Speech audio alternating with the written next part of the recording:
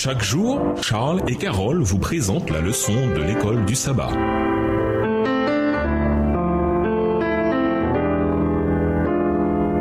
Bienvenue à votre émission Remue-ménage.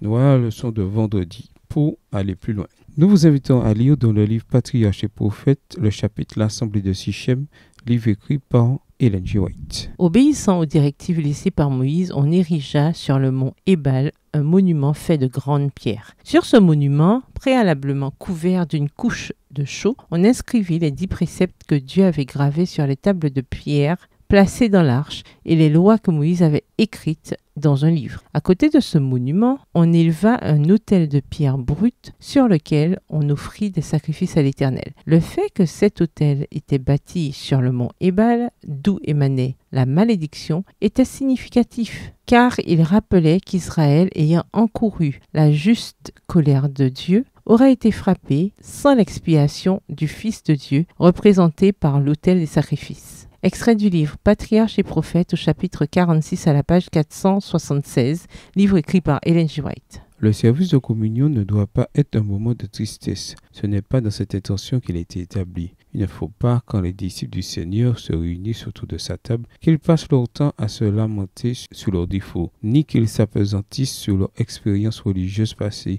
encourageante ou non. Ils ne doivent pas davantage se souvenir de leurs différends. Tout cela est englobé dans le service préparatoire. On s'est examiné soi-même, on a confessé ses péchés, tous se sont réconciliés. Maintenant, on va à la rencontre du Christ. On ne se tient pas à l'ombre de la croix, mais sous sa lumière salvatrice. Chacun doit ouvrir son âme aux rayons lumineux du soleil de justice. Extrait du livre Jésus-Christ, chapitre 72, page 602, livre écrit par Ellen G. White. À méditer. Pour vous, que signifie chercher d'abord le royaume de Dieu? En quoi ce principe forge-t-il votre vie quotidienne? Réalisez votre réponse à la dernière question de l'étude de mercredi concernant combien il est facile d'oublier le Seigneur dans la bousculade du quotidien. En classe, discutez des raisons qui font que nous nous laissons si facilement distraire. Quelles sont les solutions? En tant qu'adventistes, nous croyons que Jésus remplit un ministère en notre faveur dans le sanctuaire céleste. Comment cette conviction peut-elle être une source constante d'espérance et de force? Jésus fait intercession, Hébreux 7, le verset 25,